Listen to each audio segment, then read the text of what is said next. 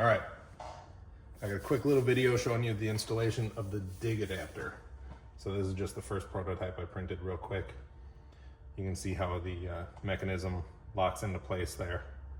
This is printed out of PA6 carbon fiber nylon, and I'm just kind of inspecting it to see the wear, if it's showing any wear. Everything looks pretty good. It doesn't always like to engage or disengage super great, kind of typical of a physical dig. I think the problems come more from just being a weak dig servo, shift servo, and the servo saver, the spring that's built onto it. So hopefully the shift nano M that I've got coming will work better, and I'll tighten up that spring rate. Maybe just use a piece of fuel tubing or something. Make it a little more solid. So what you gotta do is pull the transmission out of the rig. Pretty easy to do. There's 4 screws on the bottom. They are M2.5. I think that's right. Yep, M2.5. Pull the transmission out.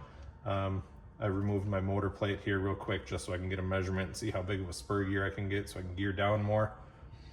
I think I'm gonna bump up from the 1800 kV Fusion to 2150, 2100 something Holmes inrunner. We'll see. I have to do a little more research, and it's kind of dependent on what gears I can fit in there. So anyways, you're gonna remove this from the rig, pull your drive shaft off, pull the 3 screws from the back of the case off, and you're also going to pull that ball joint off of there. So I've already removed some of the hardware just to speed this up a bit. You'll see here real quick. You can take the back end off. These right here are your 1-to-1 gears. There's a bearing that seats inside there. That bearing I've reused right here. You will get a new bearing with your new stainless dig adapter. I don't expect you to reuse that. You'll have a spare, backup, whatever. Pay attention to the shims that may or may not come out of there. Sometimes they stick to the bearings in here. Sometimes they'll be on the end of the shaft. These were on here, pulled them off, or a couple on here, pulled them off. The owner's manual tells you where they should and shouldn't go. And then you've got an E-clip that comes off. So you pull that E-clip, and now you can lift this gear out. And like I said, that bearing will come with it. So that's good to go. And there is the dig in there, the shift mechanism. So this slides in and out and either locks into the front gear or locks into the rear. That's how you engage overdrive or 1-to-1. That is what's gonna work, activate the dig. This gear here you also don't need, and I wanna get it out of the way, and I'll show you why in a sec. There's a pin that locks that gear into place. See, mine spins freely right now. I've already removed that. In order to get that out of there, what I was able to do was take a small flathead screwdriver and hook that E-clip on the front side of this gear. Looks just like this E-clip, okay? Hook that on the front side of the gear and knock it out of there. The gear slides forward a little bit, and now you can remove that pin. Whoops. So, shims come off. The pin is held onto the gear by this E-clip there. See, it sandwiches it together. So once you pop that off of there, slide the gear forward, you can pull that pin out, and now you can remove that gear. I don't know if it's important to put that E-clip back in there. I did so anyway. Hopefully you can see that okay. I put that back in place. So now we're ready. The dig unit will be stainless steel, a little slimmed down. I've actually got a more of a final revision here. 3D printed in a brighter color for you to see. Gonna look more like this one here.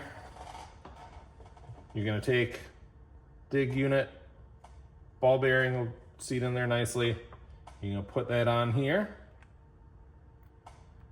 Okay. You can put your E-clip back on to hold that bearing in place.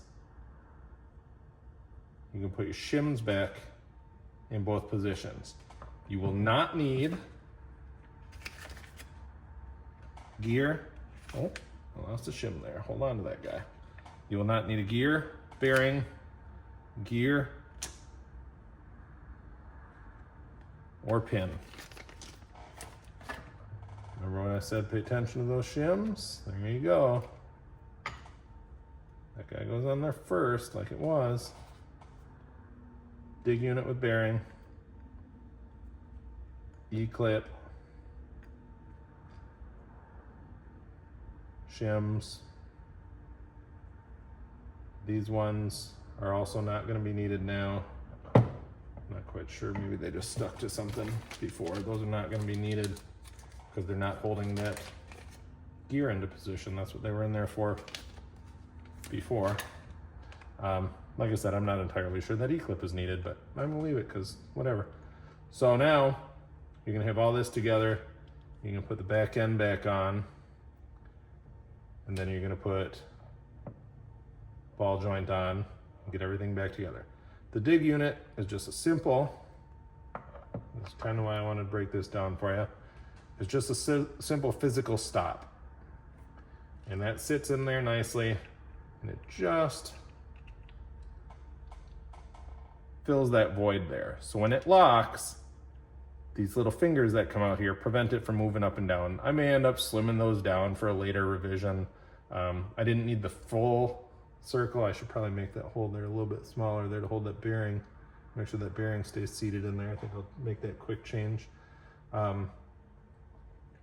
Is just to make sure that this piece here doesn't rotate in there. So you got a couple fingers there. I slimmed it down to save a little weight versus that, but either one of them will work well. This is the one I've been using. I'm not gonna, this is just PLA. This isn't gonna hold up very well.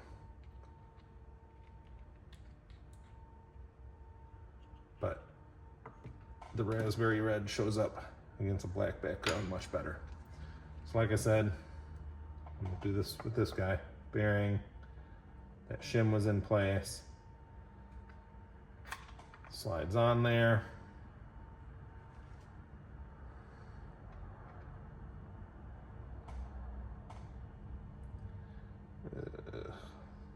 Lots of grease in here, by the way.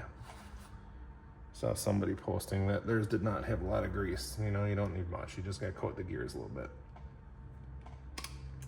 Little dab will do you, is that what they say? A couple shims, and now back half. Get out good old Harbor Freight drill.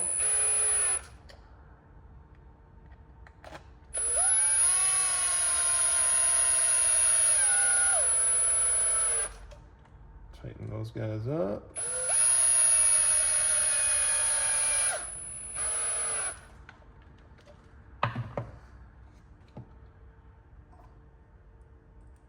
Our shift mechanism, ball joint back on there, and I'll do this by hand. Our drive shaft. So there you go. Not much to it. Pretty quick and easy. Took me longer to get the battery tray and stuff out of the rig than it did to take to do this. So, in case you didn't know, shift forward is overdrive. These are counter rotating drive shafts, so they spin opposite directions to help combat torque twist. So when you're going forward, you're going this direction here, I believe. Engage your dig, and it's only gonna activate, you know, in two positions. There's only two keys there. It's either gonna activate here or here, and now your rear will be locked, and your front can still spin. There you go. That's all there is to it. If you have any questions, reach out. If there's any parts you want to see, any recommendations, any wishes, I've got some other stuff I'm working on, and yeah, let me know. Have fun.